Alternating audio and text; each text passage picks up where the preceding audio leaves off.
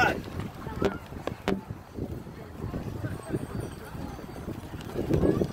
Everybody hear me? We good? Yeah. We good. We're going to pray and then I'll come back a little bit later, okay? Yeah. First, I just want to say it's good to see everybody. I don't want to get started. So. Okay, Heavenly Father, one more time. We just want to say thank you for coming to be here together as a family. We thank you for.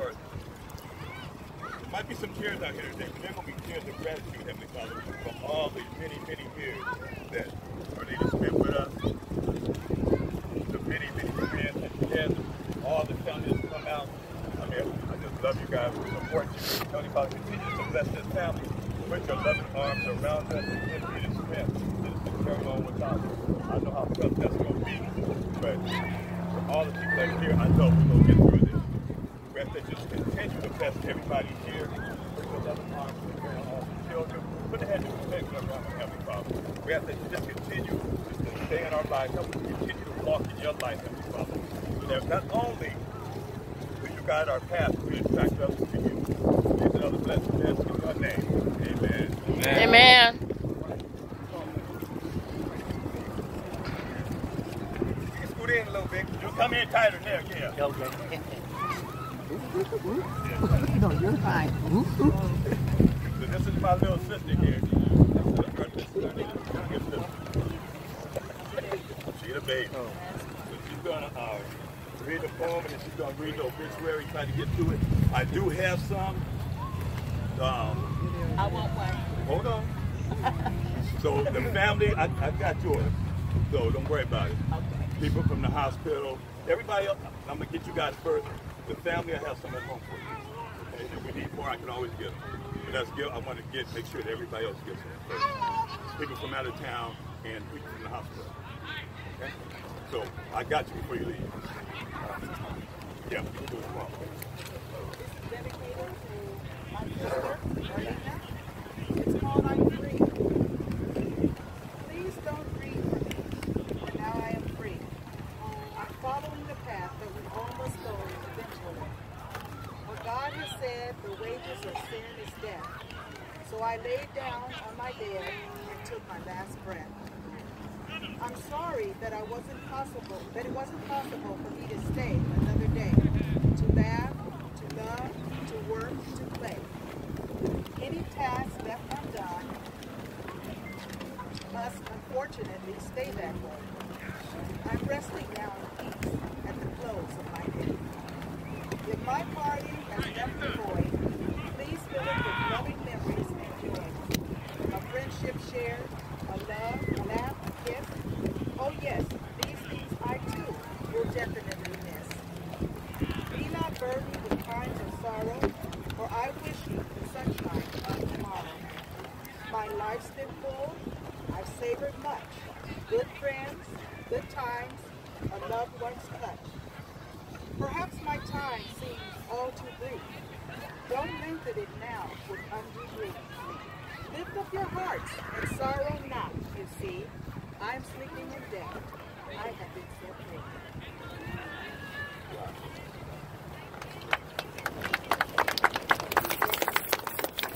She's going to read the obituary which she wrote.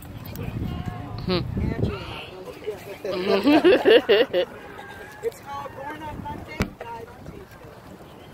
On Monday, November 7th, 1955, in Corpus Christi, Texas, a precious baby girl was born to Eddie and Geneva Lee Walker. As an honor to their beloved mothers, they gave her the name Arlenia Ruth. On Tuesday, June 12, 2018, Arlenia passed away early in the morning at her family home. She was only 62 years old. When Arlenia was 16 years old, she met the love of her life, R.T.J. Amerson, Sr. They fast became friends and high school sweethearts. On February 16, 1974, they were married. Together they shared 44 years of marriage, not only as husband and wife, but as best friends. Arlenia attended Samuel F.B. Morris High School from 1970 to 1973. After graduating, she went on to attend Mesa College. Arlenia was a very hard worker. She had an excellent work ethic. She started her career as a research technician with the Scripps Research Institute in La Jolla. Retiring from there, she went on to UC San Diego Hospital in Hillcrest for a number of years. After retiring from there, she finally ended her work history at UCSB Thornton in La Jolla. Scripps Memorial. Scripps Memorial. Sorry, guys. She was an access representative in patient financial services. At the age of 27, Arlenia decided that she should take life more seriously and wanted to get to know the God of the Bible and have a closer relationship with him. So she started studying the Bible with Jehovah's Witnesses in November 1981. As she thought about the things that she was learning and came to appreciate them, she decided to dedicate her life to Jehovah God and serving him. She was baptized in symbol of her dedication and love for Jehovah the following year on Saturday, October 16, 1982, in Escondido, California. In fact, one of the last things that she texted to her sister, me, before she died, were the words, "Jehovah knows how I feel." Yes, Jehovah certainly does know how she felt. Arlenia enjoyed family outings, gatherings at the house, and barbecues. She loved dancing. She loved dancing so much so that when she was only 5 years old, instead of being in the house where she was supposed to be, Arlenia would be outside entertaining the sailors with her dancing. They gave her the nickname Little Cha-Cha. Even after becoming an adult, she continued to entertain family and friends with her dancing. It was her one-legged butterfly that was known to get the party started. As she grew older and couldn't entertain like she used to, she enjoyed having girl time with her two beautiful granddaughters, Tasia and Genesis Amerson. When it came to sports, she loved sports both as a kid and as an adult. When she was younger, she cheered for Skyline's Pop Warner football team called the Tigers, along with her sisters and cousins, Sandra, Limmer, and Benita Amos. Audrey, better known as Mickey Patterson, was the first African-American woman to win an Olympic medal. In 1965, she founded Mickey's Missiles, a track club for girls ages 6 to 18. Arlenia joined the track team, Mickey's Missiles, and ran track for a time along with her sister and cousin, Sandra, and Benita Amos. As a young adult, Arlenia volunteered as a baseball coach. She became known as Skyline's favorite Pop Warner cheer coach, just as her aunt, Wilma Amos, had done many years before her when she herself was a cheerleader. As a loving mother and friend, she enjoyed playing sports with her sons and wrestling with her brother-in-law, Ray. She was such a supportive mother that she never missed any of her sons' games. She really loved her boys and wanted them to know that. Although she may not be cheering them on from the sidelines of their games anymore, in their hearts and memories of her, she will forever be on their side, cheering them on. She will be remembered for her beautiful smile and infectious laugh that will leave anyone that left her presence feeling a little better than before. More importantly, though, she will be remembered for the way she filled her role as wife and mother. Her devotion and faith in her God Jehovah gave her the strength to love endlessly and be the rock of the family. She was the embodiment of a mother's love. A mother's love is unconditional, enduring, selfless, protective, and affectionate. She was all of the above. The love she gave now lives on in the hearts of all those whose lives she touched. She is survived by her husband and best friend, Archie J. Amerson Sr., her three beautiful boys, Archie J. Amerson Jr., Adrian Dante, and Andrew Felton Amerson. Her 4 grandchildren, Tasia, Adrian, Andre, and Genesis Amerson, and 3 sisters, Melta Brooks Cannon, Sandra Carr, and Limmer Walker Boyes. She was predeceased by her father and mother, Eddie and Geneva Lee Walker Jr., Her grandparents, Eddie and Arlenia Longwalker, Sr., and Gloy Lee, Milton and Ruth Page Taylor. Her brother Eddie Walker III, her brother-in-law Ray Anthony Amerson Sr., and her father and mother-in-law Belton and Geneva Gibson Amerson Sr. Arlenia had the heart of a lion and a soul that brightened up all those with whom she associated. May we always hold on to the love and memories of her in our hearts as we say goodbye, we love you, and thank you, wife, mother, grandmother, sister, aunt, cousin, and friend. Oh, man, you did so cool.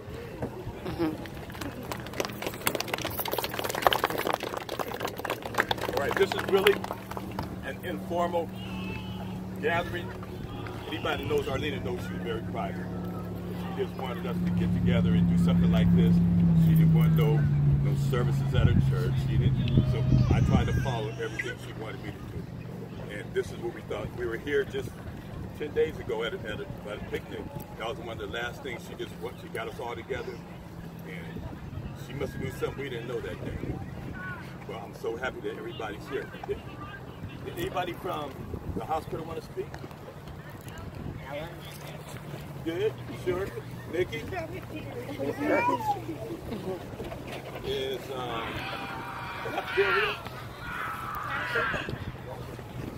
nobody from the hospital? You got good?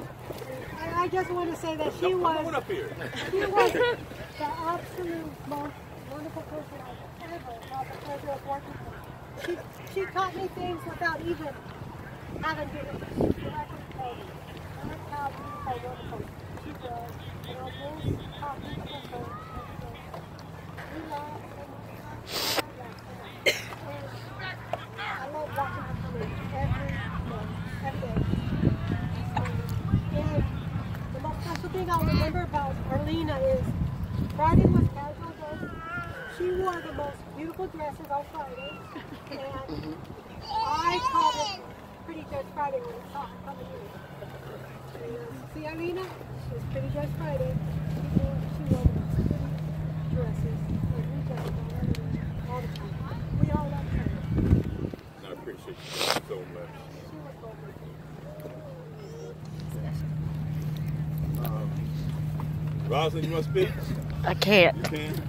Mm-mm. Where's Dante? Where's Dante? Right there. Janelle? Byron Blue?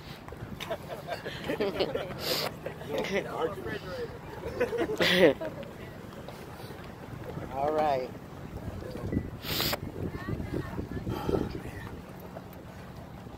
Y'all know Mom. She raised a lot of us out here.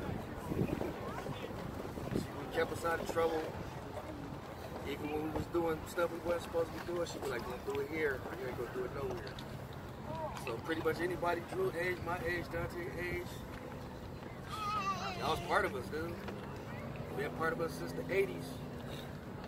And it's gonna be hard to go on without her, man. Like, when I came home, I was in the dumps. I thought life was over. My mom wouldn't let me.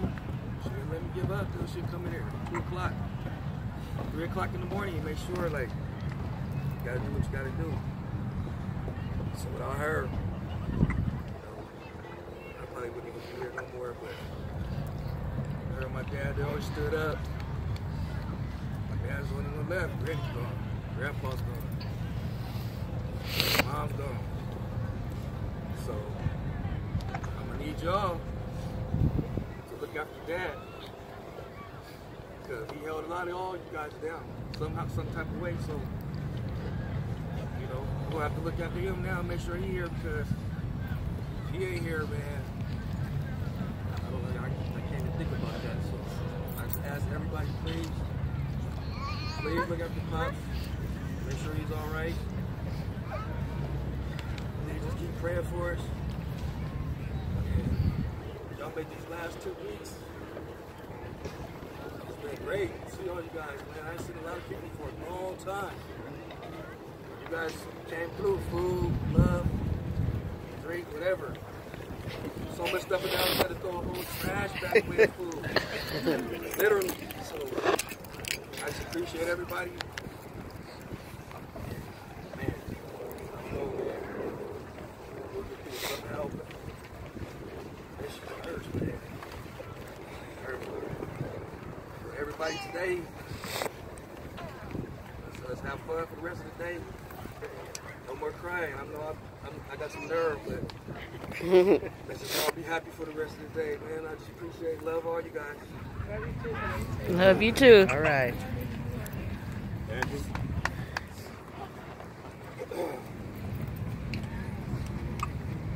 So, as my brother just said,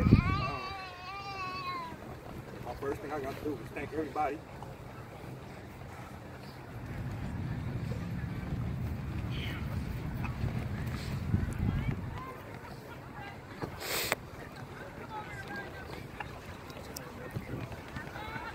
Ain't no rush, Brody.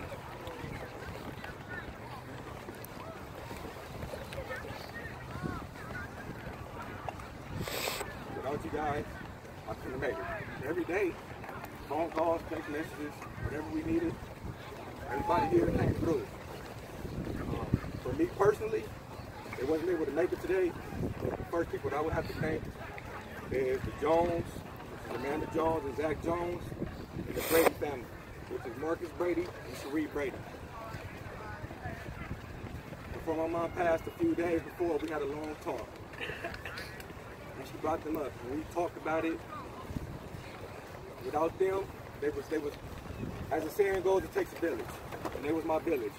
Whenever my mom needed relief, whenever she needed help, whenever I needed clothes, whenever I needed money, anything I needed, they was there. And I hope that they know that she was very appreciative of that. She was very thankful, and without them, we wouldn't have made it. It's a story that I like to, anytime somebody asks about my mom, it's a story that I always like to share. It was one day, I'm not sure where my brothers was, but it was just me and her this particular evening. We came home, and my mom was always honest, she was always a straight shooter, and she told me straight up, today, we don't got it, there won't be no dinner, so, you know, get to sleep early so them hunger pains don't get you too bad. But when we was young, we used to always scavenge the couch and under the couch for change. Take it to the arcade, take it to get pizza, take it to get candy. So I just knew it was gonna be some money in that couch. So I convinced her to search with me. We searched high and wide, we searched the whole house, got as much change as we could get. Once we sat down, she let me count it. And once we realized how much money we had, it was a celebration. I danced, she danced, we high-fived. Did that one-leg butterfly. We partied and it was a celebration for about 5-10 minutes. And then we decided I'd never forget it. We went and we got 3 rolled tacos from the taco shop and a small bag of Doritos. We came home. I got a plate thinking I was going to split it in half, and my mother told me, no, you go ahead. I've already eaten. So she had to tell me twice. I ate it up. So I went to sleep, woke up in the middle of the night, and when I walked out, I saw my mother in the living room on her knees, sobbing as she was in prayer. I've never seen my mother cry before or after that, especially that way. And I didn't know at that moment what that exactly meant. I just felt like a little guilt that I didn't give her half the food. I thought she was hungry. I didn't know anything about it until maybe I was an adult. And that one moment, the reason why I stare that story so much, because that explains my mother more than anything I can ever say, because there was 2 things about her that was never going to change.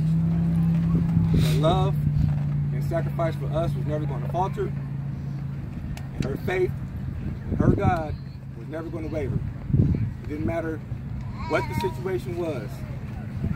Like, I can't find the words to describe how much she did for not only me and my brothers, but for a lot of us standing around this circle right now.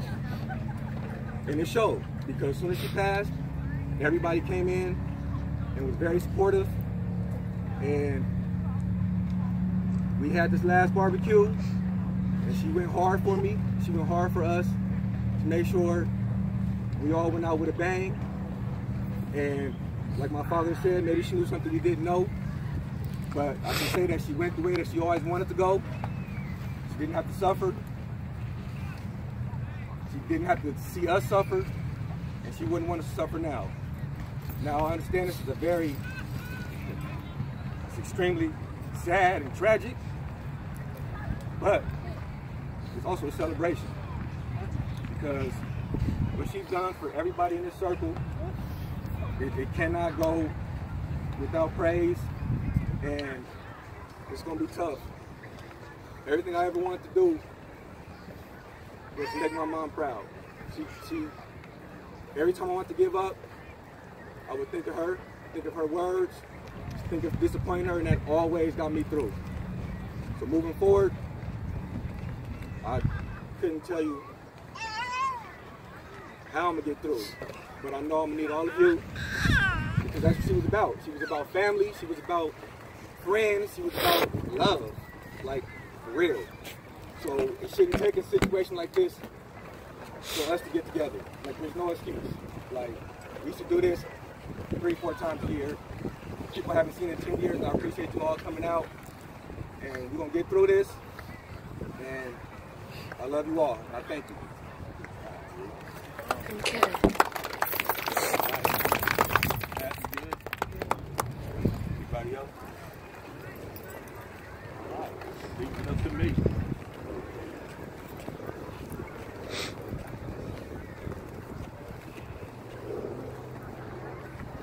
I've been through this so many times. You know, I lost my mother, my father. When Ray passed away, I didn't know how I was going to make it. But every time I've gone through this before, he was always standing right next to me. So this has been really hard. As I look around here, it's amazing. Because I look at these kids were all 8, 9, 10 years old. When I look at Calvin and Blue and Angel, all these kids here, I don't like mentioning names, because if I forget somebody gonna be mad at me and talk the best to me. But she was here for each and every one of you guys.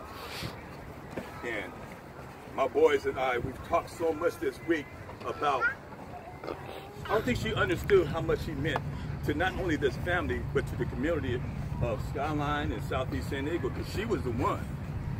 Me and Clarence used to bring 5, 10 people home on Fridays and Saturdays, and Arlenia never said nothing. She cooked for them. She took them to the games. She was just there for them. She was just their mom. But I don't think she ever appreciated that everybody here appreciated her. She was just such a private person.